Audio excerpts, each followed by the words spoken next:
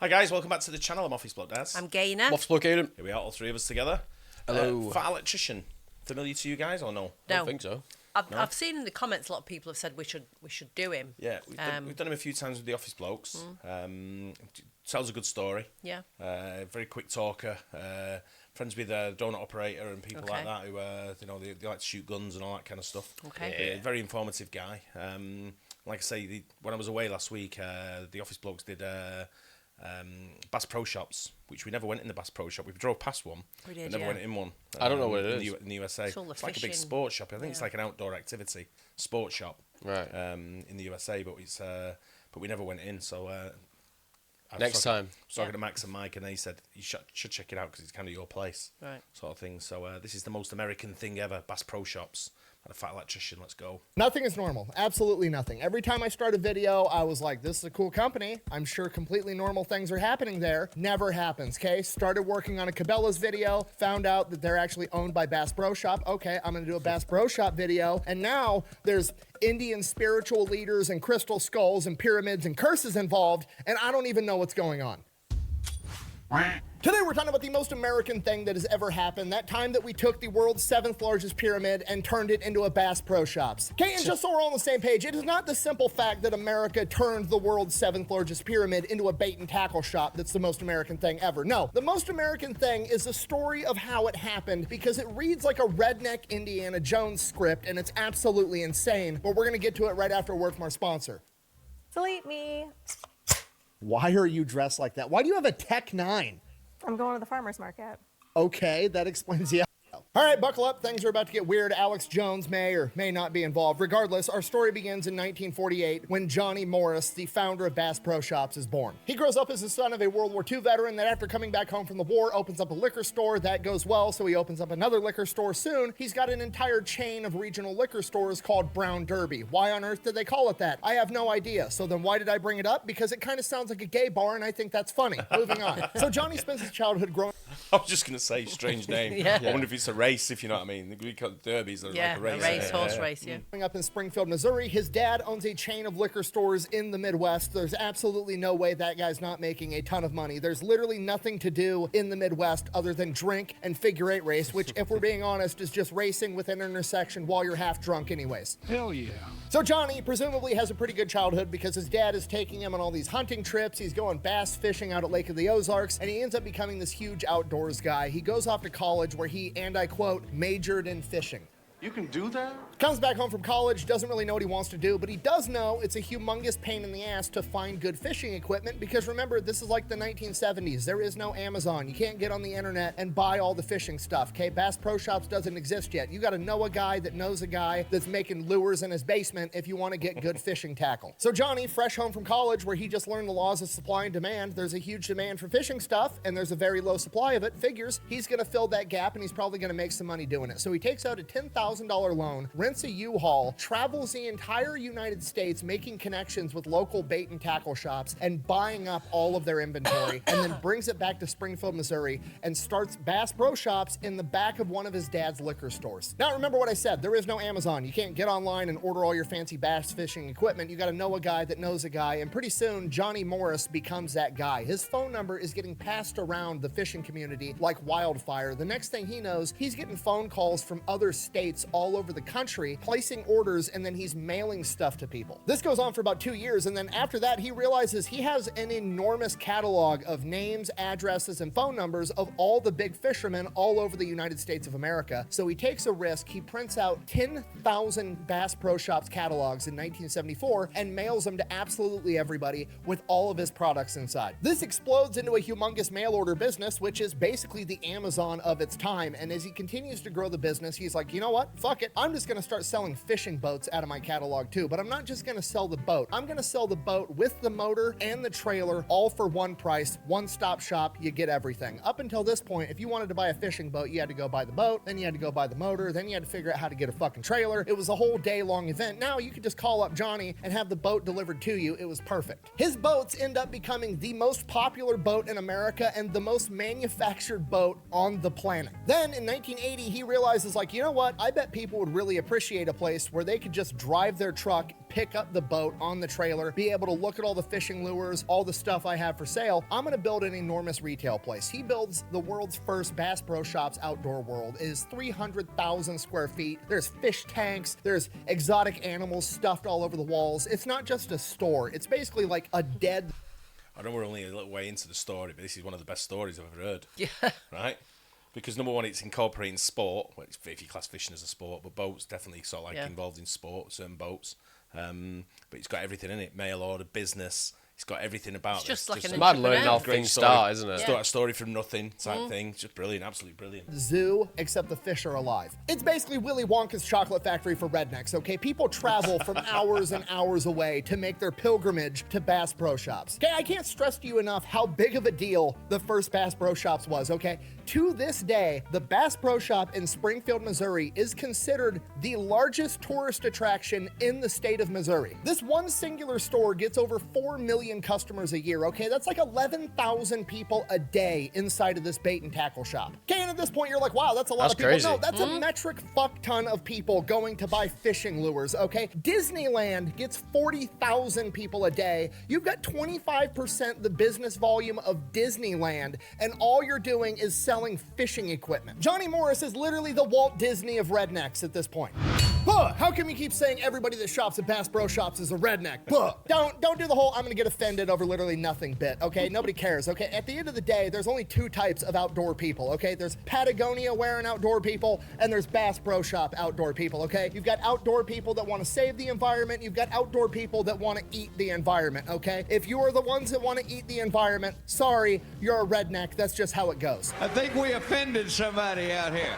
That ain't funny as it says. Anyways, outdoor world, outrageously successful. So when you find something that works, you keep doing it. So When anyone mentions the word redneck to me, Jeff Foxworthy always Oh, comes yeah, into my head. yeah. Straight into my head Yeah. straight away. he opens up another one, and another one, Another one. and then another one. And next thing you know, he's got over 200 Bass Pro Shops outdoor worlds all over the country. So now at this point, Johnny Morris has built the business out wide, and the only place left to go is up and down. He vertically integrates the entire thing. So Johnny Morris figures, okay, well, who's upstream of me? I'm the middleman. I basically buy shit from a factory. I sell it in my store. I deliver it to the customer. Cool. I'm going to go backwards, and I'm going to start buying all the factories that make the shit in my stores. He buys out the boat company that makes all these boats, which to this day is still the most popular boat in America and the company that makes the most boats in the world. He buys the company that manufactures the four-wheelers that he sells in his stores. He buys up anything and everything that he can, and then he makes that the Bass Pro brand. And in doing so, his brand is now absolutely everywhere. It's on boats, it's on ATVs, it's on clothing, it's on dining room sets, it's on fishing equipment. It's absolutely everywhere, to the point that everybody in America knows that brand. It's one of the most recognizable brands of all time. And in doing so, it's kind of polarizing, right? There's only two types of people in regards to Bass Pro Shop. There's people that like it and want to shop there, and those people are going to buy his merch and rep the company because they think it's awesome. And then there's people that want to make fun of the people that shop at Bass Pro Shop. And guess what they're going to do? They're also going to buy his merch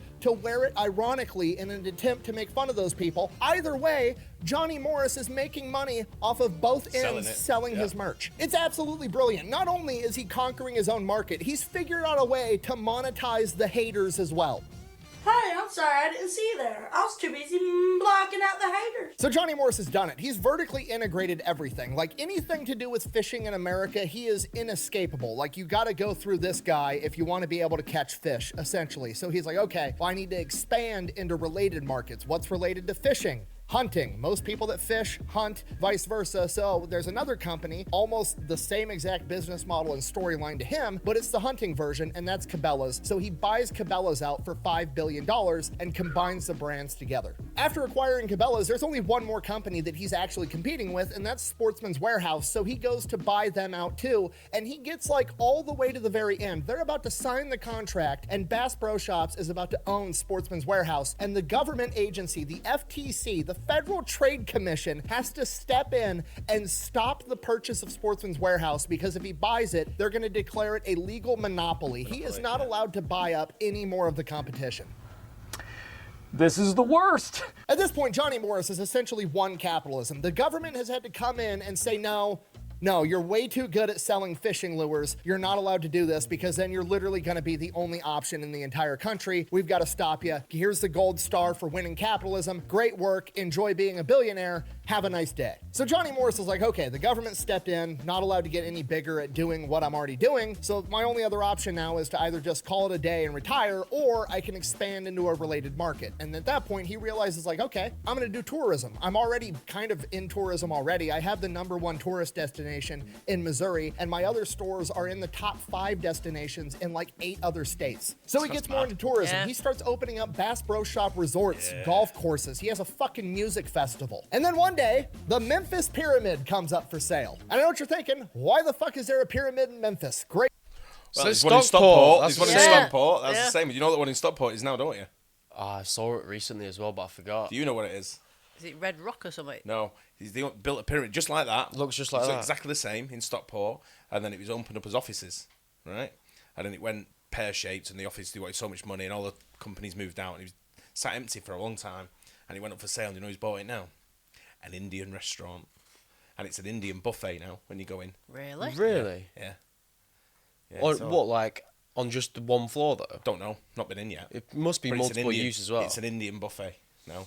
I might go Nobody there. else is going to move in then. It's going to bloody stink. I think love you're the gonna smell of Indian It food might though. be like a big thing with just one big pyramid now. I don't know if it's all split on floors. It might just be one big pyramid and just open What, it you up. can I don't look, know. you can see up Possibly, all the way I to the don't know. top. I doubt it. Yeah. It's definitely rooms. Yeah. Might have like the Taj Might have Mahal in there. apartments in there. Yeah, I don't know, but that's what's opened up there now. That's quite cool. Great question. Well, in the 1950s, there was this architect that wanted to make a big-ass pyramid. He actually wanted to make 3 pyramids, but it never got that far. He never got around to it in his life, but his son also became an architect, and in the 1980s, he resurrected the idea, got the funding, and built the 7th largest pyramid in the world on the Mississippi River in Memphis. Right out of the gate, the Memphis Pyramid is extremely polarizing. You've got taxpayers that are like, I don't want you to take my tax money and build a giant fucking pyramid.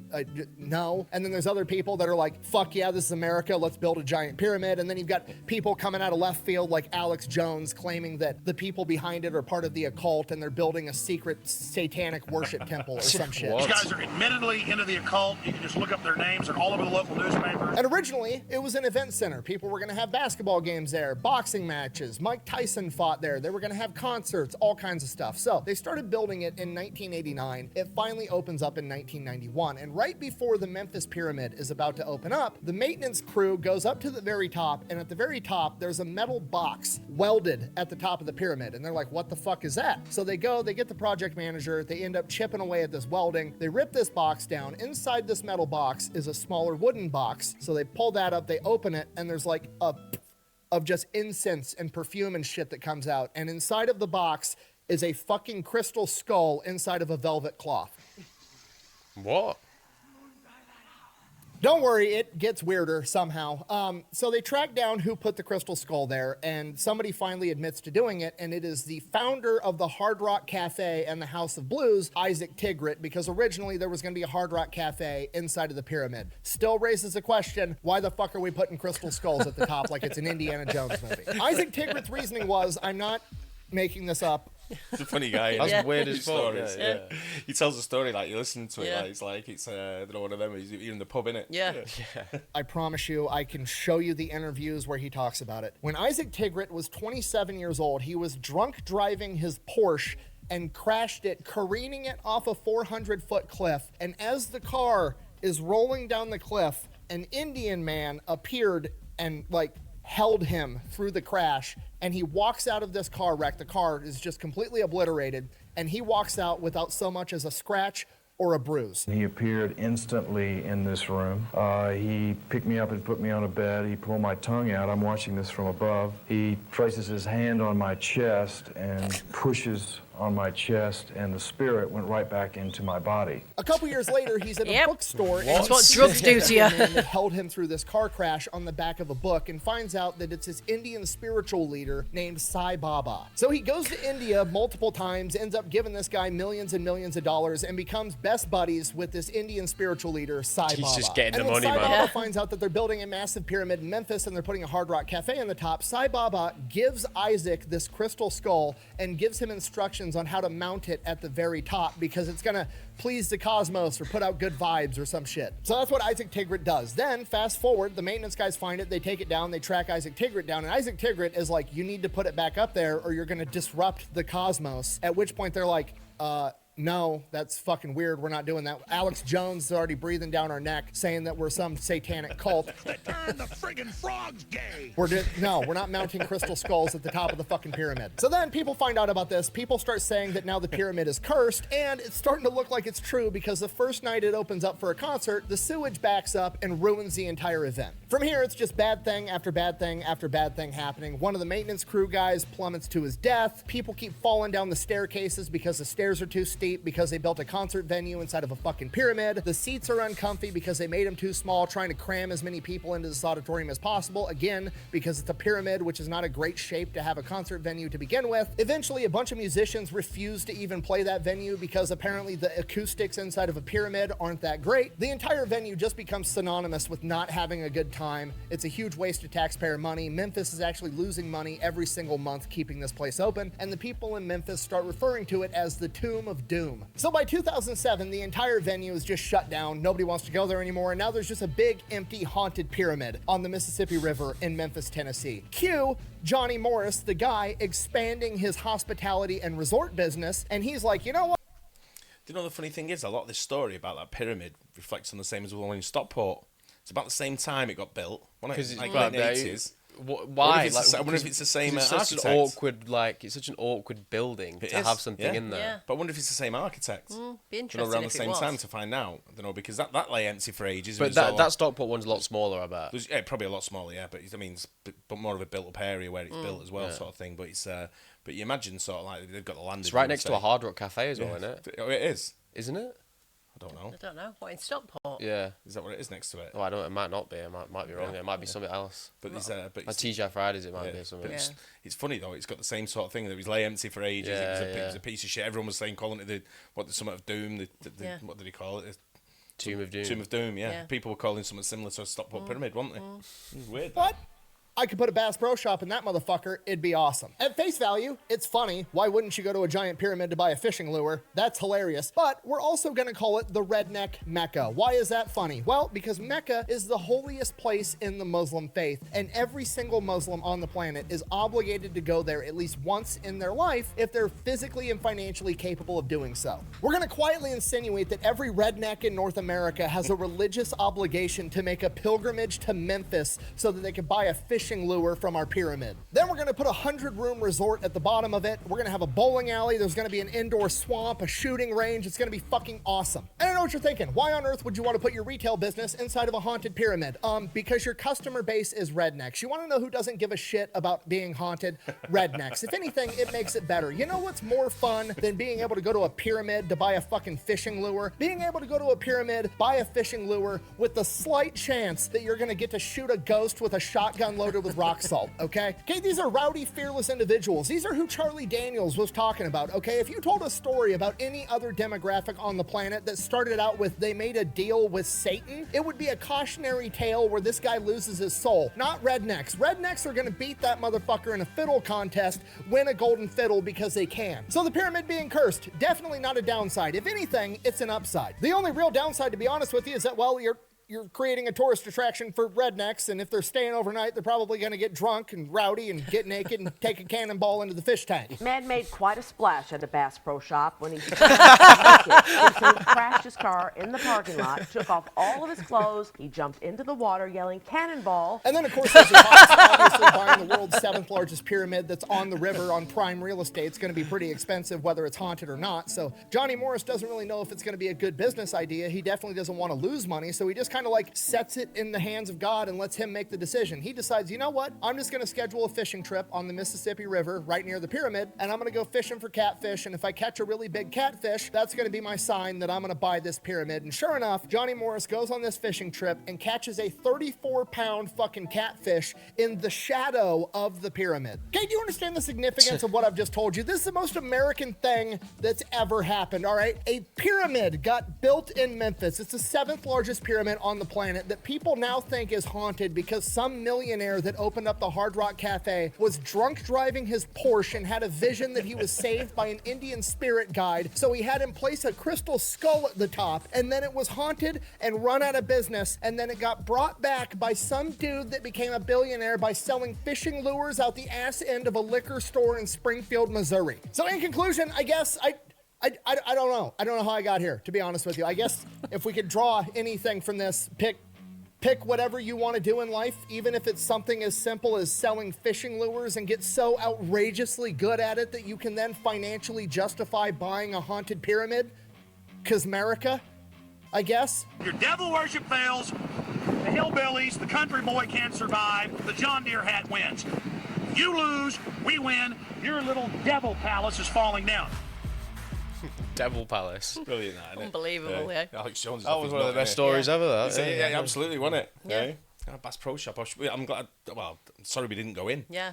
It's we drove past them. Where were we? We drove past one in was it in Nashville maybe, like in that Nashville, Kentucky area, or maybe going down to Alabama. Going down to Alabama. I definitely remember pointing it out to you and saying there's a Bass Pro Shop. Yeah. Don't know, and you were asking. Well, me you would have thought Alabama and Kentucky would have a few. Yeah, well, definitely Alabama. So like coastal Tennessee. and all that. Yeah, it's but yeah, it's that's a great. He tells a great story of He the does, Fat yeah. Electrician, doesn't he?